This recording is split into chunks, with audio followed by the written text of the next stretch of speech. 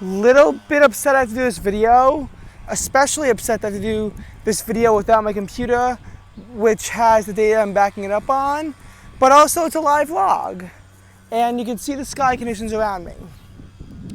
Now, one would think that with these sky conditions around me right now, that the temperature, especially considering the time is, 6:17 p.m., would be somewhere in the low 70s, upper 60s even.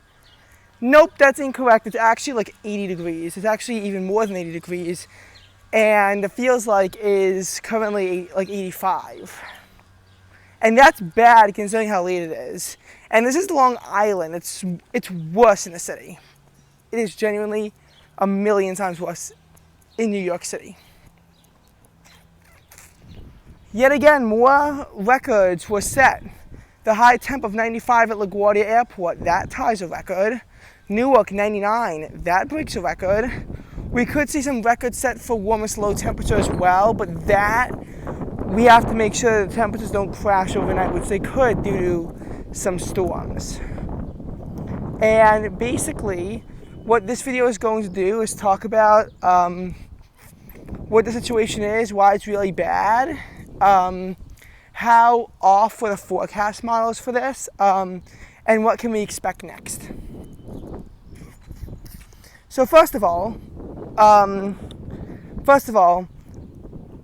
heard a lot of people saying 2024 could be a historically hot summer, and based on the models, I agree.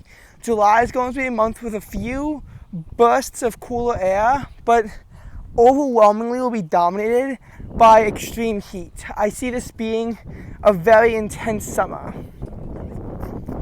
I see this being a very intense summer in terms of temperature. And as far as the summer goes, I very well see this being one of the 10 warmest summers on record, which is obviously a bad thing. Now, I've heard people saying this could also be one of the coolest summers for the rest of our lives. That take I don't actually agree with. I think that there will be times in the future where we have summers cooler than this. You look at 2010, everyone was saying that. After that was our hottest summer on record. And yet we hadn't seen anything, even come close to that since. But it is a little something to keep in mind. Like, just saying. Is also something to keep in mind. Now, what I do think would be the coolest summer for the rest of our lives was 2023, which actually New York City fell 0.5 degrees below average.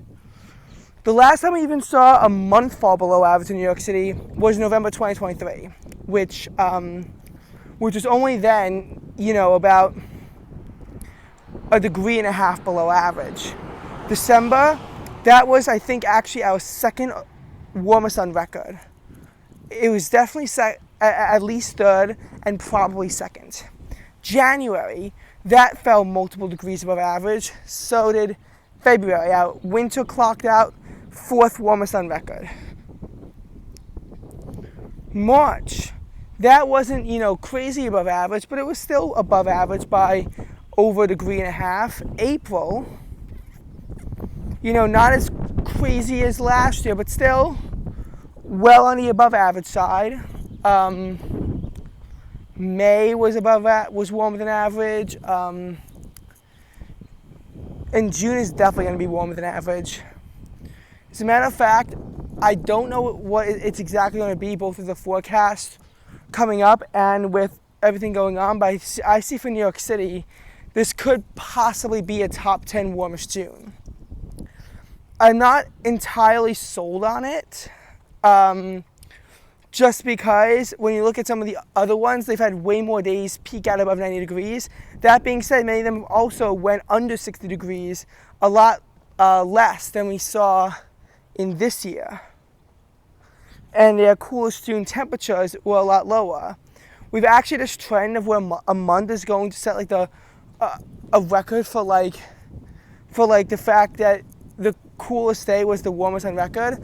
I could see that in June with our coolest day having a high of 73 and a low of 59. And somehow my suburb, which is usually cooler than the city, did not drop below 60 once. And actually, it's in the forecast that it could drop below 60. I'm not holding my breath that it happens, especially in July. But I thought that was interesting for me to point out and just keep in the back of your mind for, well, you know, the future. Just in case something crazy happens. You know, just in case something crazy happens. Here's the thing. This was already going to be a warmer than average month before the heat wave. And of course, I can't talk about anything that happened in May because that would not be the summer. But June starts off with 3 days in a row with highs in the 80s. Then it drops only to 79. And then it goes right back up into the 80s. Right back up into the 80s for, another 2 days. Then we have our 4-day cool stretch where the temperatures stay in the 70s. Actually, that cool stretch might have actually been 5 days where temperatures stayed in the 70s. And that was when we also, June 11th, the only day where the low temp actually dropped to the 50s. That was also senior sunrise. So again, even though it was only 60 degrees, that might not have been the most fun to actually be outside in, especially if you were already keen on giving up the pants and just wearing shorts, which was actually somewhat reasonable after the previous 3 weeks. Not that affected me because I'll be a senior next year. So next year I'm hoping that the weather for the senior sunrise is a little toastier, but not obviously like overbearingly warm. Like I do not want it to be a 75-degree morning. That would suck. Yeah, after that it just keeps on digging itself in the 80s. Multiple days in a row. Father's Day, again, seemingly supposed to be a big cool down. There's a high of 78 and a low of 63. That's all we get on the cool down. Even though it's supposed to be big, we barely got anything. Oh, and by the way, I think that was like the only day in our stretch where it didn't get into the 80s. As the temperatures kept ramping up after that, that's when this historic heat dome, began. 78 on Sunday. 83, I want to say, on Monday. Somehow my suburb didn't even hit 80. We'll actually talk about why. 83 on Monday, 86 on Tuesday, 89 on Wednesday in the city but the insane dew point made it feel like it was almost 100 at times. 91 on Thursday, albeit with lower humidity. 94 on Friday. Saturday hit 93 and a high temp in Sunday in New York City looks like it's going to be 92. So a 4-day heat wave. The morning low temperature on Friday in New York City was a steamy 76. Now, my location somehow avoided hitting 90 altogether. Probably because it went off the water. Islip was probably a similar story. It's actually hard for where I live to hit 90 this early, and it takes like a lot more than what it normally takes to like hit 90 in the city. Oh, by the way, Friday in Newark, I think hit 100 degrees. Just saying. Anyway, I think in my suburb, I don't remember what it was on a Sunday, but it was somewhere in the mid to upper 70s. 79 on Monday. It was 81 on Tuesday. 82 on Wednesday. 86 on Thursday. 89 on Friday. Saturday was only 86, and it looks like the high today would only be 85. But where I live is probably warmer than the Farmingdale weather station, which I've actually noted as accurate some of the time, but not all the time, especially with the precipitation totals. So, again, that's that. So, it looks like this heat wave is over. It does look like it. That being said, yeah, still not going to be fun. Because it's still going to be the mid-80s on Monday with a low temperature that's probably above 70 degrees. as the humidity slowly begins to fall. Tuesday will actually be in the 60s in the morning, but it could very well peak above 90. And then eventually Friday and Saturday will actually feel a little bit like spring again, because I think the low actually falls to the mid 60s, maybe even the low 60s, as the high only tops at around 80. Sunday's gonna ramp back up and then it's gonna fall right back down to start off July. So it looks like the end is in sight. But it's really not, because this will just be a very temporary reprieve. You know, even in the most brutal of summers, there's always going to be a reprieve. Speaking of precipitation, yeah, you can see the grass is starting to dry out a little bit, which I did not think was going to happen after the year started off as warm as it did. So I didn't really think that that the grass was going to dry out to the extent that it did, but it absolutely did. After you had a wet January, relatively dry February, I must admit, and a historically wet March, April started off with a big nor'easter, and then it just stopped raining. May, we relied on severe thunderstorms a lot to carry our precipitation total through.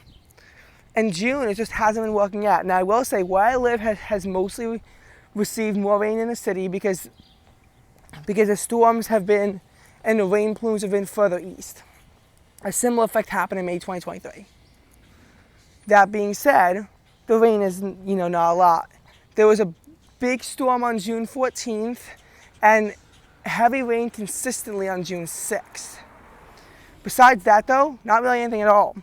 We barely got anything out of the storms yesterday. New York City actually did get something. Negligible, but still something, as in 0.1 inches, which actually could mean a lot. So this could very well be the driest June we've had in a while. It could somehow be even drier than last year's June.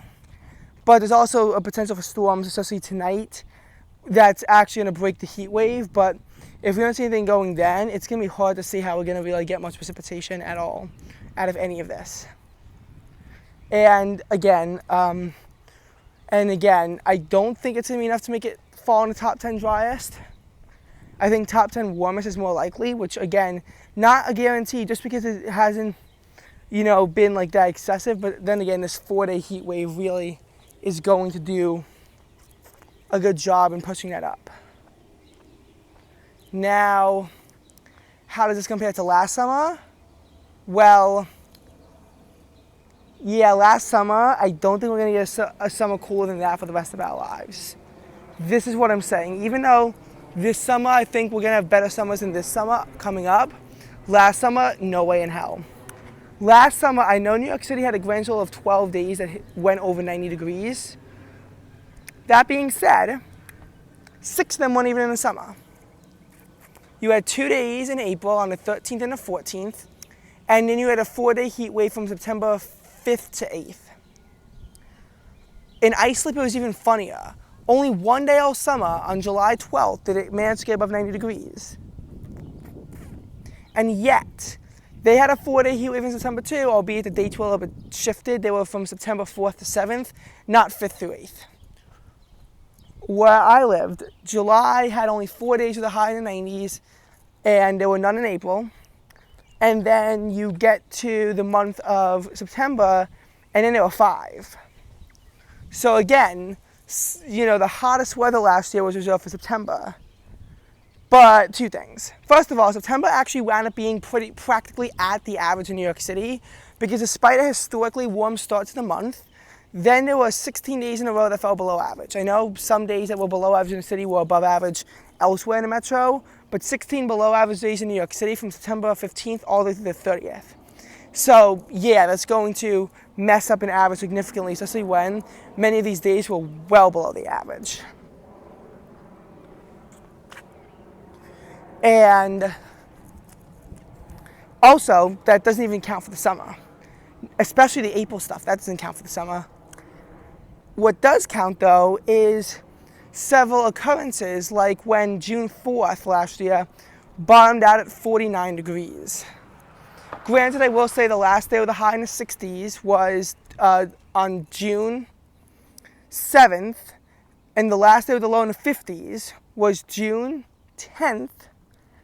This year, the last day with the low in the 50s will actually be June 11th, but the last day with the high in the 60s, unless something crazy happens in July, which I highly doubt, it's going to wind up being May 18th, if you can believe it or not. May 18th. Which just sounds absolutely stupid to me, that it's that early. But again, it's been a ridge over our area for this while, and it seemingly comes and goes, but we've never actually had a trough bring any kind of, formal end to spring, which I was not thrilled about. You look at everything that's just been, going on, and it's been, it's been interesting. But yeah, it actually went into the 40s last June. July, the heat wave that was supposed to happen didn't, and it was the only month that was above average.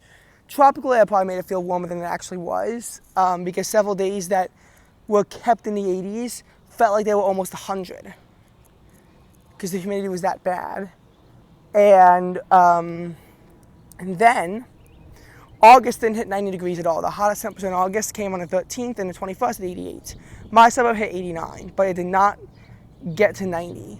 That's very rare for the month of August. Again, there was this whole lack of any kind of actual cold air. The lowest temperature of 63 was actually warmer than the 62 it was the previous year, where that wound up being our third hottest August in the city.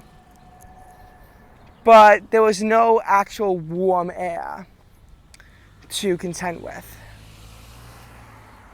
And then, of course, everything changed once the calendar flipped to the month of September.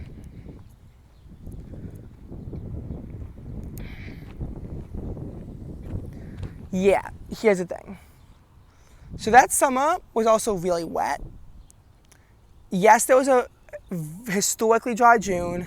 Yes, July was not above average, but August was, and it made the summer fall above average in precipitation, not by a lot, by a little bit. It was a wet summer.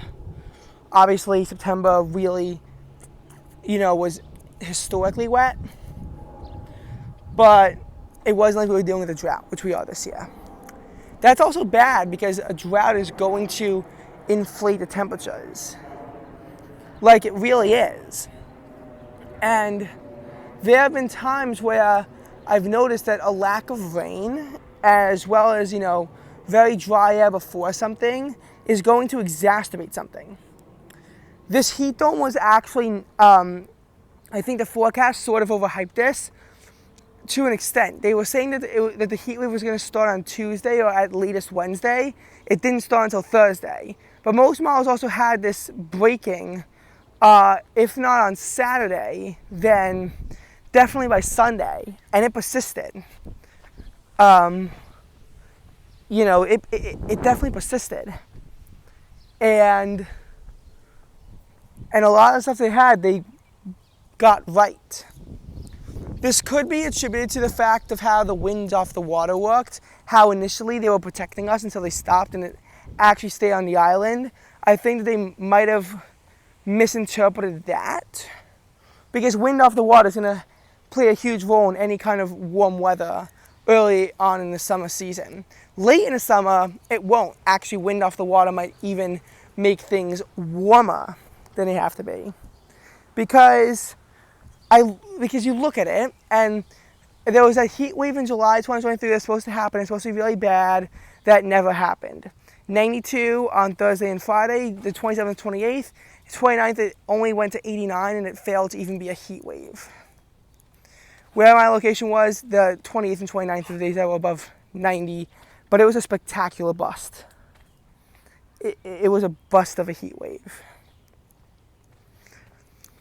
That being said, September outperformed because even though they weren't exactly sure when it was going to start, they, number one, didn't think it was going to be as warm as it was. They didn't think 93 was on the table. They were saying it was going to barely hit 90. And number two, they were saying that, it's probably going to start Sunday or Monday, but no one had it going out to Friday. Everyone thought that by Friday, it'll be a humid day as storms broke it up. They did not break it up quickly enough. And again, just how long it lasted was so prolonged, that was worse than expected. That was supposed to barely even be a heat wave. It went down as a pretty memorable one. So yeah, I think everything sucks. This is bad.